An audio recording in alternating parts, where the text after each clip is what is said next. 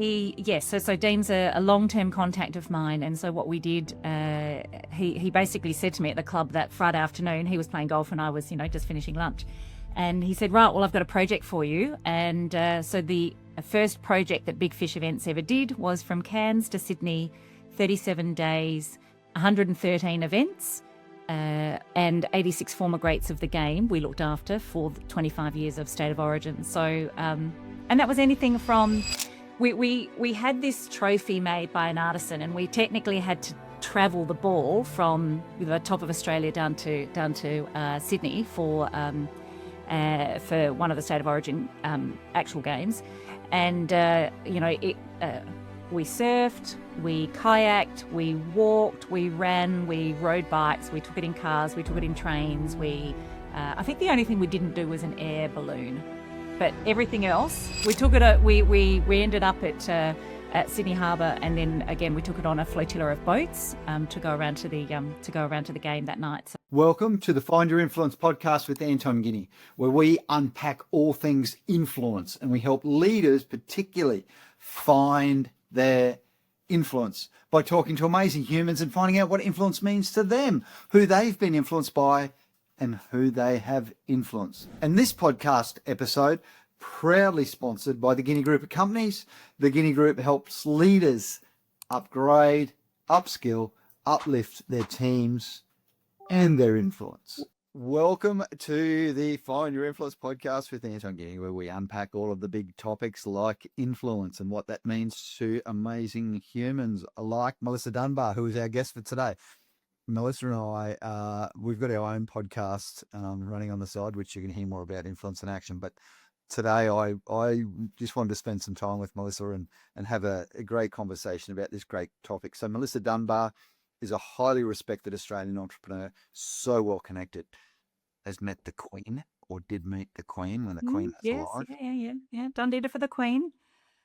An event strategist, a speaker, and senior business leader known for her visionary approach to event design, brand storytelling, love that, and leadership development. Go, Melissa Dunbar. Based in South Oz, she's built a distinguished career spanning more than 3 decades in events, marketing, communications, and innovation. That's why she knows every single person on the planet, I think, especially if they're famous and they've ever run an event anywhere in the world. As founder and principal of Big Fish Events Group, Melissa established the company in 2004. Yeah, a wee while ago. Long journey, Melissa. With a mission to blend strategic event management with marketing and communications excellence. It's beautiful. Under her leadership, Big Fish Events has become one of Australia's premier event agencies, delivering creative solutions across corporate, major and destination events for clients nationally, not just in South Australia, which is really cool. Her work has included producing more than, get this, 1,100 events worldwide, from intimate gatherings to high-profile galas and large-scale international projects. That's huge. Melissa is recognised for her expertise in connecting brand messages with compelling experiences, and regularly shares insights on why some events succeed while others don't. Beyond operational leadership, she's also an accomplished master of ceremonies, a keynote speaker and facilitator, a great podcaster who delivers workshops on topics such as networking, effectiveness, brand integrity, and event strategy. And I was going to finish there, but there's another paragraph with some bold stuff, which I think Melissa would appreciate if I read out. A Telstra Businesswoman of the Year finalist in 2019 for her leadership with Big Fish Events Group. So I'm sure Melissa would like me to mention that. Also been recognised by South Australian leaders, Victorian leaders, and industry award bodies, including accolades from the Australian Events Awards and International Business Honours. That is the longest, most prestigious intro ever. How was that? Was that okay? Did I forget anything? Oh, I have to thank my mum for sending all of that in. Good answer. Good answer. Amazing. Accomplished. 2004. Most businesses fail like within the first 5 minutes. Yes, we are in our 21st year, and I have to say, our first event was, I just come back from living in Texas. I spent some time in London, and then I spent some time in the States. And I came back, and I'm sure it's part of so many entrepreneurs' stories along the way where you just, you can't get a job. You're either too overqualified, or you can't sit still long enough to wait for the right opportunity to come along. So I rang the network when I got back to Australia and said, anybody's got a project going. And I must admit, I won't say my age because that'll give it away, but I had worked pretty much, straight out of school. And so I didn't take a gap year. I didn't do my travel unless it associated with work or projects. So I came back, and then a girlfriend said, well, I'm running a golf club. You come over here, you can do a few events and we'll work something out. So I did, and that was in Hidden Valley in Victoria, actually. So I packed up my car and off I went. And I used to go to the golf club, to the members club, for lunch on Fridays, Saturdays and Sundays. And there was a particular cohort that were playing golf that day. One of those blokes was Dean Jones, former Australian cricketer. So Dean's a long-term contact of mine. And so what we did, he basically said to me at the club that Friday afternoon, he was playing golf and I was, just finishing lunch. And he said, right, well, I've got a project for you. And so the first project that Big Fish Events ever did was from Cairns to Sydney, 37 days, 113 events, and 86 former greats of the game we looked after for 25 years of State of Origin. So, and that was anything from... We had this trophy made by an artisan, and we technically had to travel the ball from the top of Australia down to Sydney for one of the State of Origin actual games. And we surfed, we kayaked, we walked, we ran, we rode bikes, we took it in cars, we took it in trains. I think the only thing we didn't do was an air balloon. But everything else, we took it. We ended up at Sydney Harbour, and then again we took it on a flotilla of boats to go around to the game that night. So it's very cool. And in fact, I mean, yes, that's a pretty significant event, I have to say. We also raised back in the day, so it was $250,000, which is no small amount, 20 odd years ago, for Make-A-Wish, and granted 11 wishes along the way for some really gorgeous little kids. Congrats. That was event one. So hence how you can, so if there's 113 events in that one event, then you can see how pretty quickly we've easily got over our 1,000 events for sure. Wow, that's such a good story. And the State of Origin teams, so you being from South Australia, did you get just how important that game is to us Queenslanders? Yeah, 100%. And again, State of Origin footy with AFL was a thing back in the day as well. So yes, you 100% understood the rivalry and how certain fans, you cross the border. And of course, we did a couple of those border crossing. We've actually got photos on one side of the border and then on the other. And you get to understand the rivalry, and I do think there's probably a bigger passion in rugby league when it comes to State of Origin than there was really in AFL. I could either call the Queenslanders mad, or I could call the Blues fans mad, depending on what we were doing. But you didn't want to get between sort of Blocker Roach and Mal Meninga. All the big names. No wonder so many humans starting off, with Dean Jones as your first gig. Hey, let me ask you this, and you and I connected. I checked in before this, and I said we can go off script a bit, and you said, go your hardest. What was and don't give us a name, maybe, but did you see anything naughty on those? Like, what's a funny story? What's a backstory? Oh. So we are 24 hours, not quite 24 hours into event number 1 on this 37-day trek. And I had a knock on my hotel door, and I went, hang on, I'm not ready to leave yet. Sort of, who's come to get me early? No.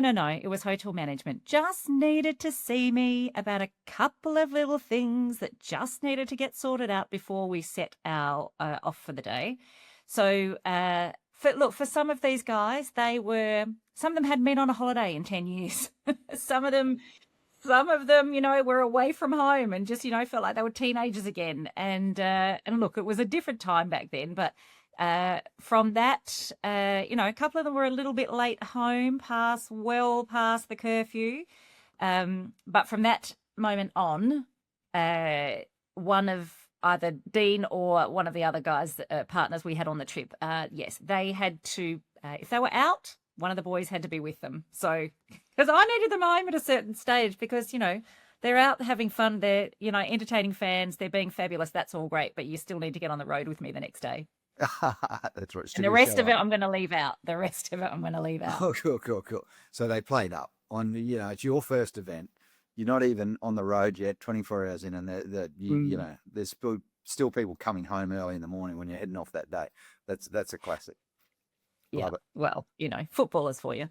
Yeah, God love them. They and was there much social media back then? Like, could you get away with all that stuff then? Like, did any of it make yeah, that was sort of the start of it. So those sorts of things weren't necessarily important. But another, this is a little bit more around creative thinking, and I'm not very good with no, as in I don't take no for an answer. And we talk a lot at Big Fish events about getting what you need, not necessarily what you want.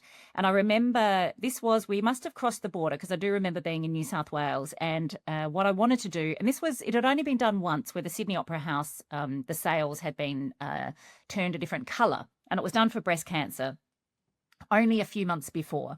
So I had quite a bit of I suppose, a network in the arts industry, if you like. So I could get to those that I needed to in the Opera House. And I remember getting permission to be able to change the sails.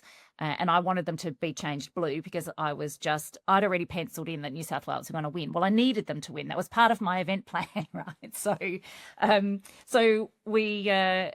remember being told we were at an RSL club, because they're not, they're foreign places to us Southerners. And I remember going outside, sitting on my mobile phone. I was at a bus stop. I remember sitting down there and going, okay, I now need to find a sponsor for. It was 10 grand is all I needed, but I now need to find a sponsor. So I spent the next couple of hours. I couldn't go back into the next event until I found that 10 grand, because I had, I had been given permission, which was no small feat. And so we left when we eventually got to Sydney, and we left the centre from Circular Quay. And we had we had one little girl who we created a wish for. And then we had a flotilla of boats, and it was a police escort. So we went around, and when we brought the flotilla back, then the Opera House sails would have been blue. But I needed New South Wales to win because it was part of my story. So, and they did. Thank you very much, New South Wales. So the Blues won, and we came back in. The flotilla of boats came back in. I know, sorry, Anton, but anyway, it was just part of the event plan. So, cool. That was another cool thing. Did they win the game or the series? No, for just the game. Oh, cool. Did we win the series? Yeah, I think so. I think you might have, actually. Cool. I think you might have. 2004. Yeah, we exactly might have to check the history book. I have to go back. Oh, good on you, Melissa. What a great story. You got it done. You got the Opera House turned blue. Now, Fun fact for all of our listeners, fast forward 21 years to 2025, and you were on the stage at the Sydney Opera House, speaking at the only business event ever held at the Opera House. And you looked amazing. I was there with you, and my wife still refers to you as Mary Poppins because you look so beautiful, she says, which I think is just an amazing. That's kind. Oh, very kind. That's a beautiful thing to say. But what's it like, not just running events, but being the event, like being on stage in front of, I think it was sort of 1,000-person audience or something like that. Like that was a big deal. Was it a big deal for you? 100%, it's a big deal. And I think I remember it was the most nervous I've ever been for an event day. So, yes, the Queen, yes, David Beckham, yes, Dean Jones, all the peeps, yes, stuff in the UAE. Yeah, there's, I'll tell you about the other, the cricketing competition we set up in the UAE. But it was the most nervous, and it took me a while to actually sort of go, okay, well, hang on a minute. all day, every day, as an event producer, I am giving other people advice as to, what they should do to prepare to get on stage, how to calm the nerves, how to center and focus, how to remember what they're doing. So I remember literally pacing up and back backstage, because I'm just trying to memorize what I was going to talk on, because that stage is an incredibly big deal. So until I got into the little backstage area, and you've got the stage managers and they want to hook the mic on and set you all up and whatever. And again, she just looked at me and I went, yeah, okay, I get it. I know what you're about to say to me, because I've said it to people like you. And she goes, yeah, you'll be right. It's fine. So I went, just take my own advice, take a breath. But the opportunity to, it's never just about the stage. So when you have an event, it's never just about the stage. We need to remember that it is about the build up. It's about knowing the destination. It's what happens in the lead up to the event. It's the preparation. It's all of those things. Like, that makes a difference to what the event actually is. And so I for that 24 hours, I absorbed all of that. So you had a sort of full encompassing experience, not just, a half an hour, 10 minutes on stage, whatever. You enjoyed the whole process. 100%. Because and that's, I suppose, how we go about designing our events too. So it was just interesting being on the other side of the fence, I suppose. Nice. And let's talk topic of influence just for a moment. And as a speaker, Melissa, it's an responsible role. It's an important role. That's why you were so nervous. What does, first of all, influence mean to you? And then what were you trying to convey maybe with influence on that day? So first of all, maybe the definition, if that's okay. What do you understand influence to be? Yeah, so from that perspective, I see that as the opportunity to transfer knowledge from one person to another. Mm-hmm. And that can be spoken. It can be visual. It doesn't have to be, it can be written. But the capacity to transfer knowledge from one person to the other it's incredibly powerful, whether you come from it from the right place or the wrong place. I mean, obviously we want to come from the right place, but influence is a word that should be taken. Or it's an action that should be, it's got responsibility attached to it. So if you're intending to influence someone in a positive manner, then it does have some responsibility. So, each action should have an intention. Each conversation should have an intention. Each thing that you do should have intention. And at some point in time, whether you're thinking about it or not, you are influencing another human in that conversation. So I think intention and influence really they sort of sit, they really should sit side by side, because one is a result of the other. Right. Love it. And if you don't have the right intent, which has come up on the podcast previously, I love that you use the word positive. Without the right intent, it's probably more manipulation than influence. You're not looking to have a positive effect on someone. Yeah, absolutely. So it is really, really important to spend, it doesn't matter, a few seconds, a few moments, a few hours, depending on what it is, but you should spend that time preparing what you're doing, why you're doing it, and what sort of outcomes that you intend to be able to get. And so for my opportunity when speaking at the Opera House, whilst it's in some ways career defining, I had actually not even thought about or linked the stories between 21 years ago. What was I doing around about that same time? Because it was September, right? So it's, State of Origin happens a few months before, obviously. But the opportunity for me that day was to be able to share with an audience of business entrepreneurs, people who are motivated, who want to do more, who want to be better, who want to learn, who are open to new ideas, definitely are about self-improvement. I wanted to be able to share with them some of the key elements that, and again, this really is about influence, the key elements of what having an opportunity on a stage really does mean. by design. So I talk about it, I suppose, in a way called the business of being seen, in a way, because we do it from a business perspective, and understanding what that means and effectively what you're endeavoring to do, whether it is through words or, you know, something on social media, whether it's an image or a video, etc. You are endeavoring to influence people by what you say. So having a stage is a really powerful platform. And a stage doesn't just mean a traditional stage, you know, like a concert stage or a Sydney Opera House stage. A stage literally can be a meeting room. It can be, you know, a cafe table. But you are setting yourself up in that environment, and you've got a capacity to do a couple of things, and all of them really are around influencing an outcome.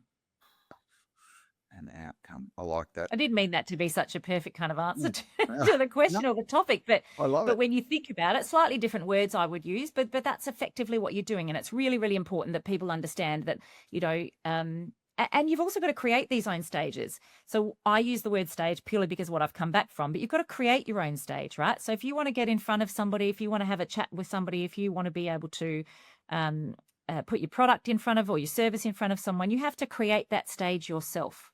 Stage. I like that. Listen, Yeah. that's a great way to wrap all of that up. If you don't have a stage and you want to influence and have a positive impact on others, create a stage. Even though you've been on big stages, you know what? You don't have to be on big stage. You can create your own and make it possible for you to have a voice, to have a positive impact. That's Correct. Yeah, absolutely. That's well said. Hey, Melissa, the big questions that I'm really, really interested in hearing, like, Sure. what I want to really know is, as a, I don't want to offend anyone here, as a female in this industry, right? Probably dealing with a lot of blokey blokes. Like, how do you stay? Like, I'm guessing you've seen some really unprofessional stuff. Like, what's the key for any women out there who are looking to achieve what you have, dealing with blokey blokes that potentially might have been unprofessional or might have crossed some boundaries at different times, and I'm sure you would have seen that. What's your advice to, say, females going to get into your industry or other industries or even male-dominated industries? How do you be the strong female that you've become, and what advice would you have for other young women? Two things, and it's really straightforward. Never compromise. I don't believe in that word at all. You choose, you make a choice, but you don't compromise. And if you are not prepared to compromise, that literally just keeps your values in play each time. So if it's a choice that you're making, then again, you are actively participating in something or not. And being silent is actively participating. So I want people to really understand that I'm not saying be quiet, you know, look the other way, but being silent is an active choice. So no compromise, pretty well straightforward for me, whether that's a personal or a professional relationship. Beautiful. Now, at the end of the day, you know, there's a food chain. I haven't always been the boss. I've been the client, or I've been the junior, or I've been the least experienced in the room, or I've been, you know, maybe the sort of the so-called lowest role in the room, if that's the case. However, I have, and we say this at Big Fish events a lot, where we get what we need, maybe not what we want. So in an environment where, and look, standards have changed over time, there's no doubt about it. And when I worked, before I went overseas, actually, I worked in rugby league, in Super League. And we had, our boss was a female, she, Liz, she was the first CEO, female CEO in rugby league. And so this is moons ago, and she's, you know, Liz is tough. She's straightforward, she's tough, but I learned an awful lot in and around that space. But just because something's going on that you don't think should or shouldn't participate in, etc., there's a couple of things that you need to do. Firstly, always make sure that you're safe and protected. And secondly, you also need to sometimes steer others away from behaviour that might not be so fabulous, right? So in some of my roles along the way, it has been a bit of a caretaker. I'm not your mother, I'm not your sister, I'm not your wife, I'm not your boss. However, this is a set of circumstances that's just not okay. So we're going to shut it down and we're just going to move on here, lads. And I think sometimes, people, it's not just women, but people may go, well, oh, I shouldn't step in or I shouldn't voice my opinion because I'm not the famous one, or I'm not the one that, I'm not the captain, or I'm not the, I'm not the CEO, or I'm not the sponsor, or I'm not the, whatever it might be, the coach. I get it. It doesn't mean that your voice or your values don't matter. So I think that's really important for people to remember. And you have more influence. Here we go with that word again. You have more influence than you think, actually. Whoa. So there are plenty of situations that, again, some will make the book one day, and some are just good for, a champagne cocktail hour. But it doesn't mean that you ignore it, that you turn the other cheek, that you walk away. So I think that's really, really important. Right. Don't compromise, because that means that you are doing something you definitely don't want to do, and think more about getting what you need rather than what you want. So you don't always have to be right, but you've got to get it right. So I know there are a couple of little slogans in there, but you don't always have to be right to get it right.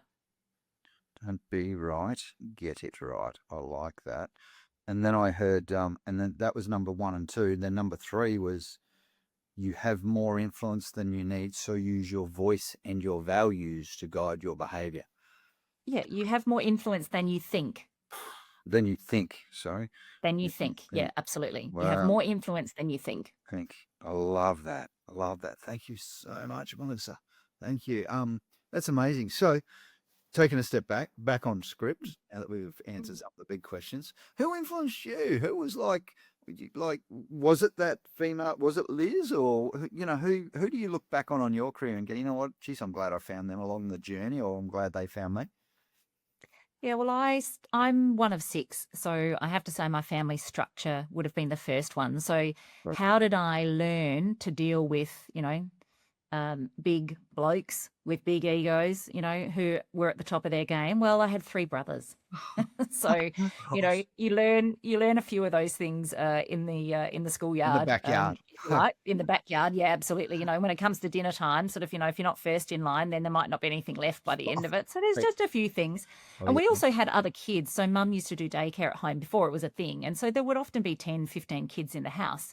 So those young humans, they got to fit into our family structure. So that whole process of being, there's a pecking order, all of those things exist. So that would have been my first area of influence. And then I played every sport under the sun and dance for a long, long time. And so whilst I'm not so sure I remember too many of the coaches out of the sporting side of things, I definitely remember a dance teacher for me. And Miss Sally is her name. And she would have been that first one where I looked up to her, in the way that she presented herself. And we learned so much from a discipline point of view back then. Deb's telling me we're losing you again. Deb can't hear you, so all good. Don't know what's going on with that audio. I don't know what's going on either.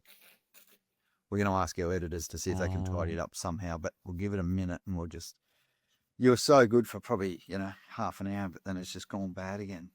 Okay. All right. Well, sorry to cut you off. That's okay. No, is that better? That's better. Yeah. I think is it closeness maybe? I don't know, but that was so much better when you, yeah. Perfect. All right. Well, I've turned it up a little bit too, so maybe that helps. Thank you. Beautiful. Okay. So you had this amazing dance. You had 3 bros. You had daycare kids over at the same time. Geez, you must learn some people skills.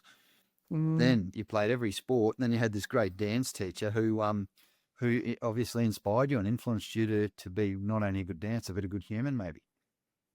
I think the things that we learned in that environment was all around discipline, professionalism, presentation, a whole bunch of skills, which I 100% can tell a dancer walking in a room, her deportment or his deportment, but also the way they hold themselves and the way that they present themselves. So because we were training to be on a stage all the time, it was always about performance, but that performance had absolute discipline and exceptional precision and excellence was base level, and winning was the only option. So those sorts of high level requirements, Sally would have been a first influencer. From an employment point of view, I've had some extraordinary male bosses as much as I've had female bosses too. But one of the things that I learned really early on in my career was I put my hand up and I said, yes, I will do that.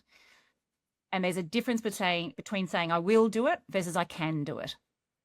I will do it simply means you'll work it out, you'll find a way, you'll ask somebody, now you can Google it, now you can AI it, you can do all those things much easier these days than maybe 20 years ago.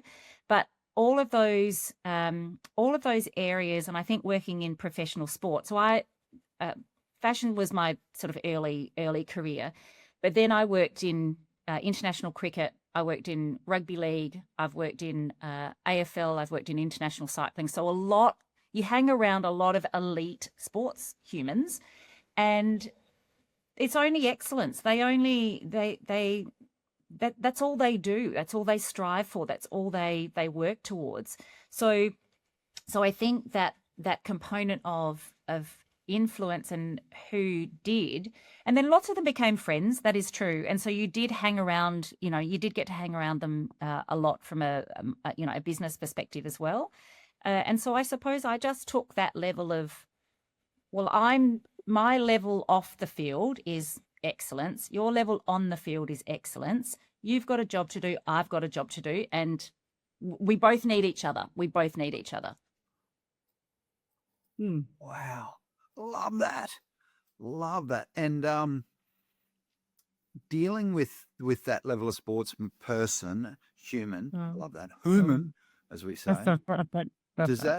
Did that, like, what was the main thing apart from excellence? Like, what is it? What's the mindset of an elite athlete? Like, did you get inside the head? What can we all learn from your years of dealing with humans who are performing at the top of their game? I think, again, they don't compromise. Oh. They don't compromise. So some people might go, oh, he's a bit, standoffish, or she's a bit demanding, or they are, they're off doing their own thing and don't have time to stop and talk to the people.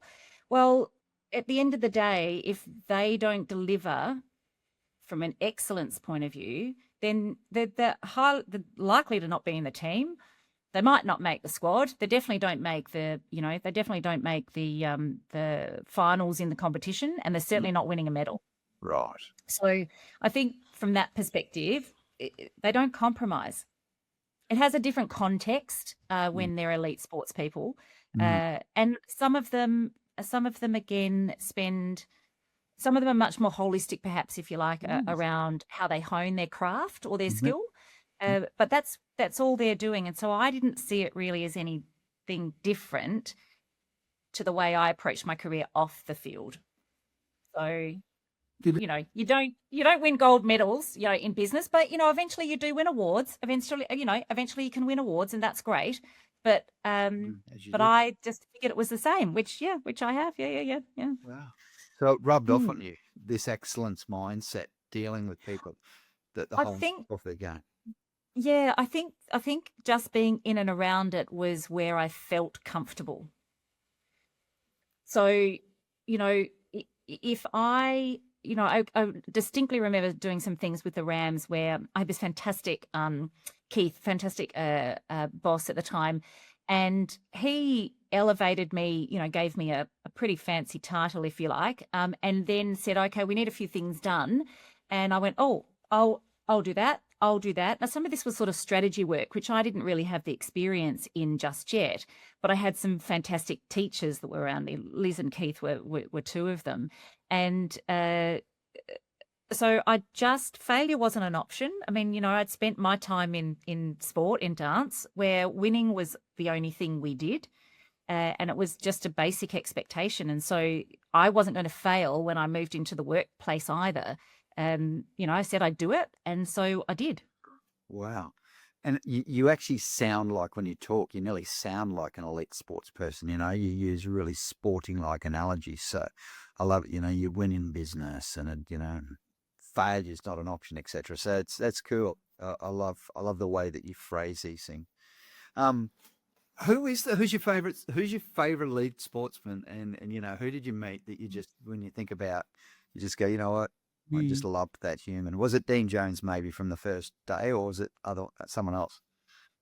Oh, look, I had an extended relationship with Dean, if you like, from a business perspective. And we did actually become business partners in Major Events Group. Meg was the company that we ran out of Dubai.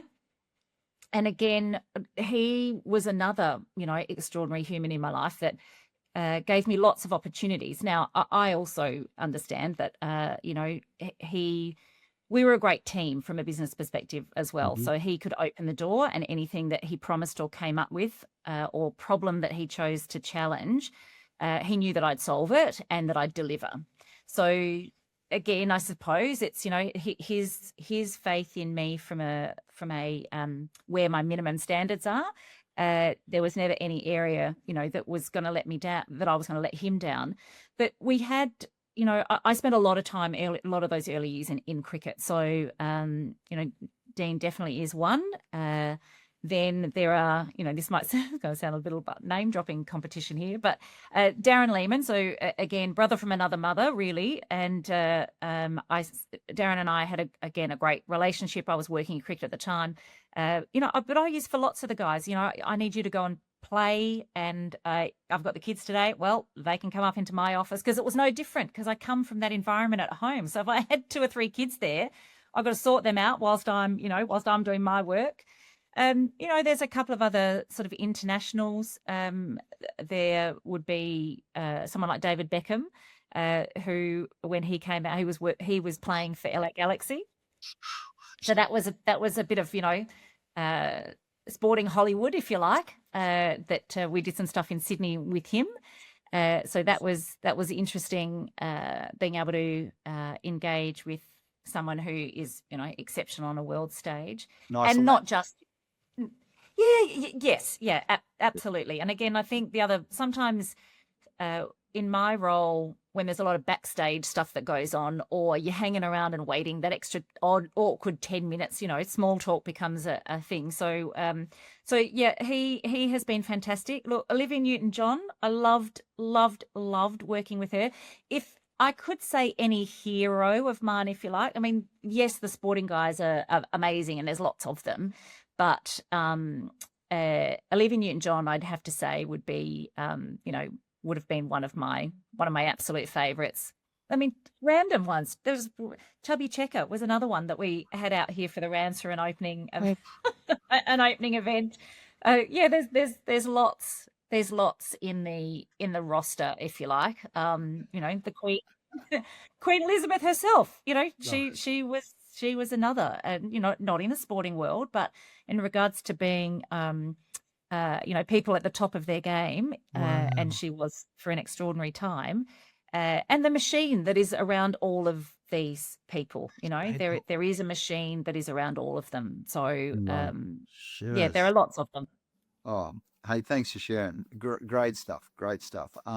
So cool. So you're running an events company. Last 2 questions, and these are on this in the script, so you would have seen these. First one is really around leadership. You do some leadership speaking. I've spent my life really probably dedicated to the topic of leadership, or most of my working life, I must say, after I got blown up in a switchboard, sadly. And for you, running a big events company where you've got people in your team, what does leadership mean to you, Melissa?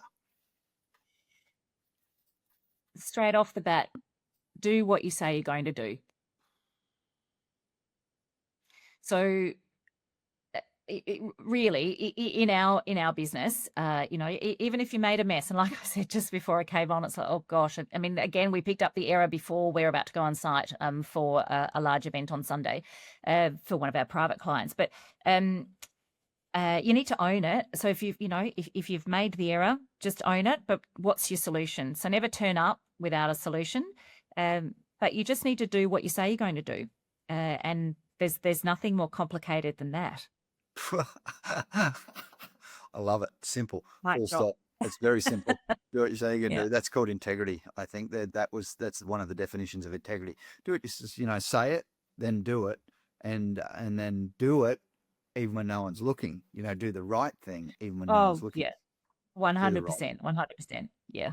Love it. Melissa Dunbar, too good. And, you know, we're working on our little side project, Influence in Action, which I can't wait to continue doing with you. I've got some great names that I'd like to bounce off you once I've done this closeout of this particular podcast. So this is what I've learned for our listeners and our viewers out there. And I really want to go back to the element of the conversation where Melissa was talking about being a female. And I just think this is really important, but it does go for both bio genders, whatever the right word is, in 2026. Never compromise your values. Isn't that a great way to start? Never compromise. Don't be right, get it right. There's some really cool cliche stuff from Melissa. You have more influence than you think. Every single human has the ability to influence another human. And if you listened carefully to what Melissa said, Melissa was big on intention. Don't try to influence another person if you don't have the right intention. So important, because it's not influence, Melissa, is it? It's manipulation, we said. And then use your voice and your values. And what a great way to finish this amazing podcast with an amazing human. Thank you so much. Thank you for listening or viewing our Find Your Influence podcast with Anton Guinea. Another great chat. Please be one of the 10% of people who follow and subscribe and like our videos so that you can get more of them and you can hear more of our amazing conversations, the conversations that I get to have and that I get to share.